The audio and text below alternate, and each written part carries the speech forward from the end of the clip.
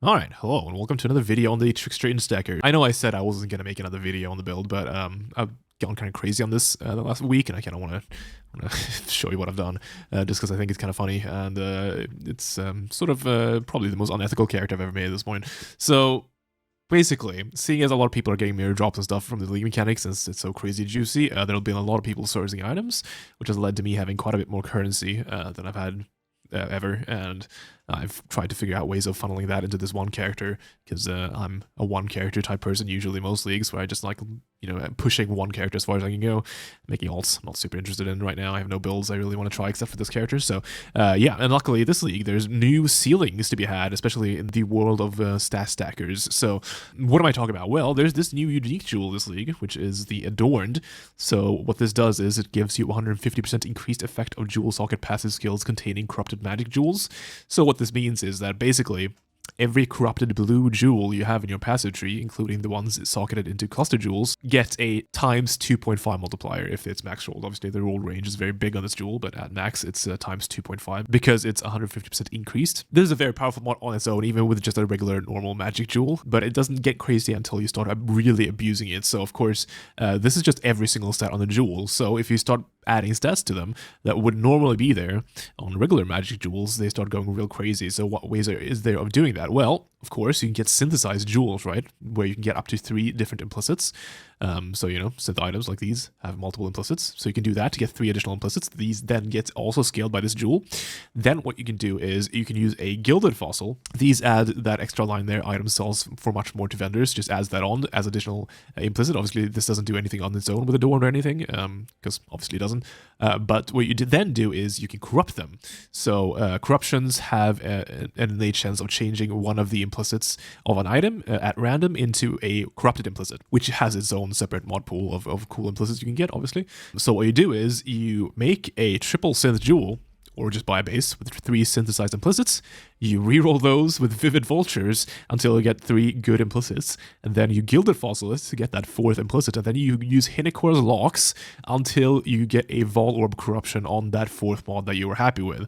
And the result of this, which is multiple mirrors invested per jewel, are jewels like these. So here's one of the ones I've been making. So I spent multiple days just making these types of jewels, re-rolling all of them with Vivid Vultures and Cricket Chimerals into 3 good implicits, and then corrupting the final mod. So this is sort of the cookie cutter sort of jewel that I usually make. So you can see the 4% increased crit chance and crit multiplier, then the 2% attack speed roll, and then a reservation efficiency corruption on the 4th one, and then just as the regular stats, which you just get by alt spamming. I went for tier 1 int and tier 1% ES. So these all get multiplied by 2.5. Like every single line of the jewel will get multiplied by 2.5 when using the Adorn here, which makes this go completely crazy. And why this is so good for specifically stat stackers is that you see the tier 1 int is plus 16 to intelligence. That gets multiplied by 2.5, making this jewel give just straight up 40 flat int alongside everything else. And, obviously the ES gets multiplied as well. So it's, yeah. It's insane. You get an insane amount of stats, and once you start realizing how powerful these jewels are, if you want to really commit to this, what you do is you just transform your entire tree into getting as many jewel slots as possible and making as many of these as possible. Of course, this is very expensive. These jewels literally cost multiple mirrors per jewel usually, because Hinicor's locks are expensive, and obviously Vivid Vulture rerolling is what it is.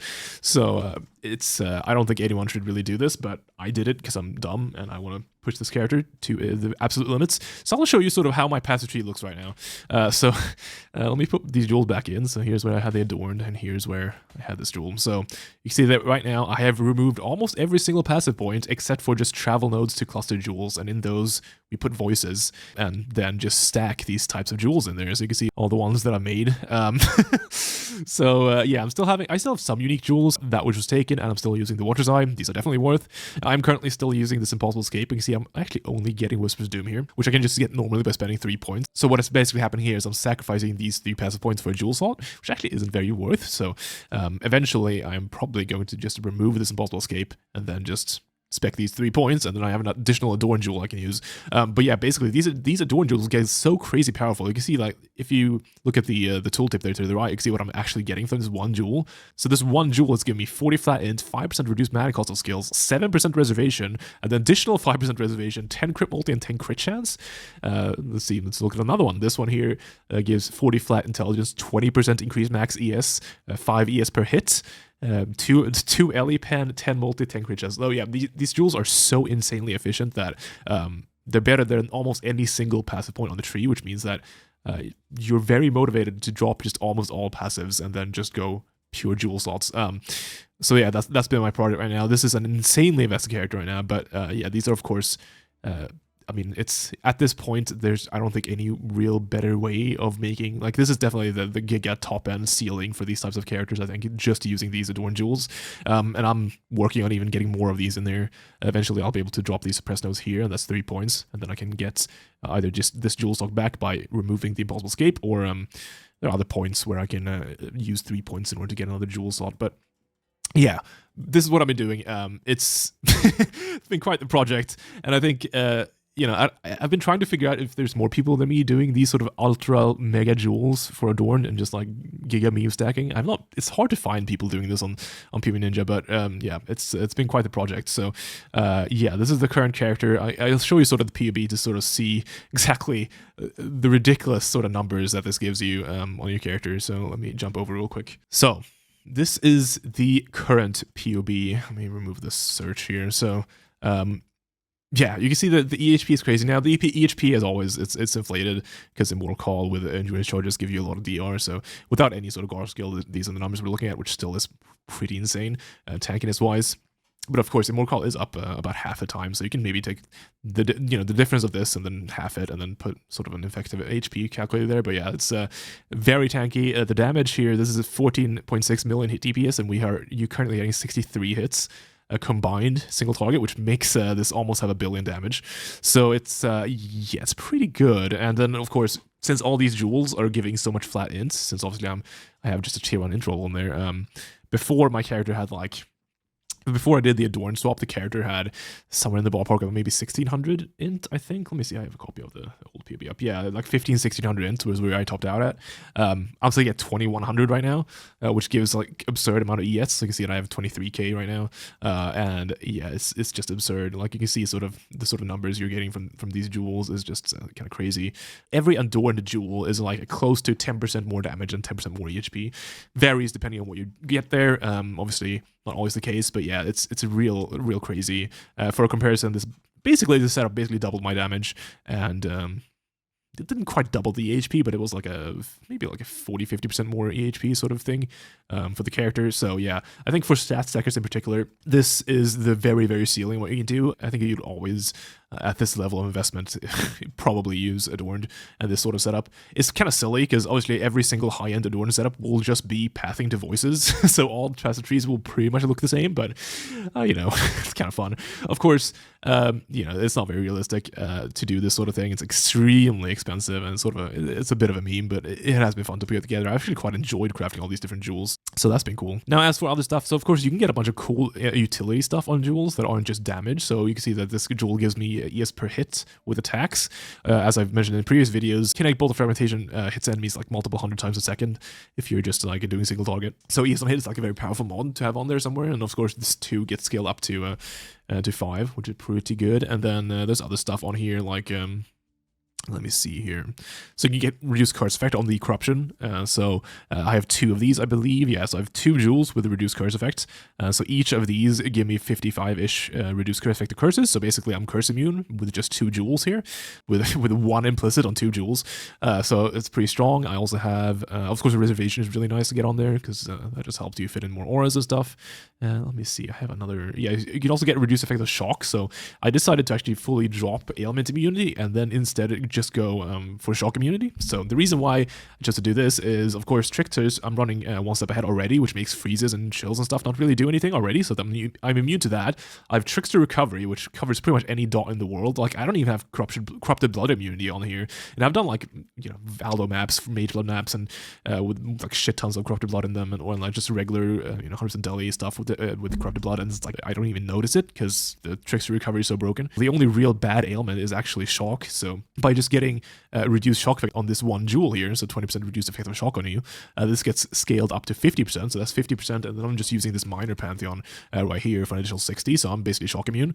So that is the only ailment I care about, so I suddenly don't need to use my Ancestral Vision anymore, which lets me fit in another Adorned jewel, which this is my one 3 implicit one. Eventually I'll improve this and make this a 4 implicit, but this is good enough for now. Those are some of the things you can get as utility mods. Of course, here you can see reduced mana cost is very powerful, makes your skills cheaper, and yeah, it's real crazy the stuff you can get on here.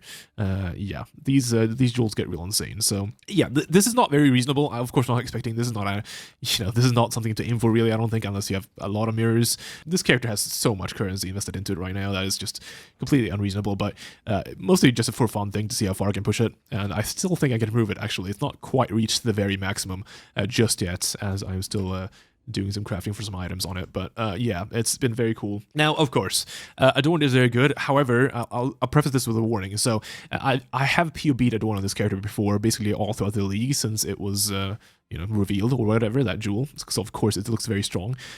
So if you don't have these sort of 4-stat implicit jewels, 3 implicit jewels might be enough, but if you don't have these sort of jewels ready or made, which are again very, very expensive to make, I don't think Adorned is worth it, because you just generally get more mileage out of just having the logic clusters and just the regular old you know, instant capacity until you get to this point of jewel quality, in which case Adorned goes crazy.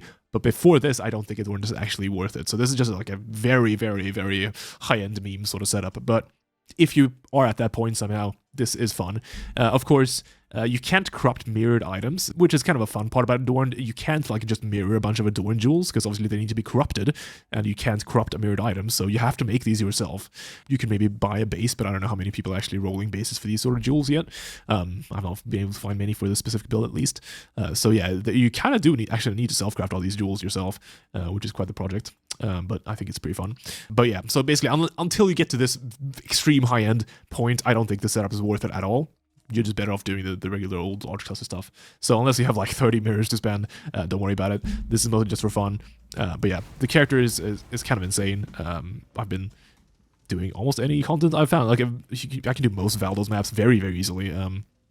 I haven't done void maps because obviously it's not worth it. Obviously, I think there are plenty of void maps I can do easily, but it's just not worth the risk of, you know, lagging out or something and losing like infinite mirrors. It's just, look, I'm not that cool, okay? I'm too much of a baby to do that, but yeah, regular old mid-level maps and stuff, I've done plenty of. Those are fine. Hamilton Deli, obviously the regular content I was doing, super fine, and yeah, the character's kind of insane right now, which is very cool. But yeah, that's just what I've been doing for the past week. I figured it maybe is fun for some of you to watch me continue pushing this character. It'll be interesting to see how far I can push it, because I'm definitely not done with it yet. There's some specific changes I have in mind that I'm currently working towards. I'm working on crafting a pair of boots, which maybe you'll see a video of if I can ever hit the implicits. Haven't yet, but hopefully one day, and that should improve the character even further. But yes, so that's it for this video. Just a short one here, showing sort of the meme shit I've done on the character, and yeah. Adorned is cool. I've actually enjoyed rolling these jewels, but of course this is not reasonable for most people, and yeah, I probably wouldn't even aim for it, but hey, maybe it's fun to look at. Alright, thanks everyone.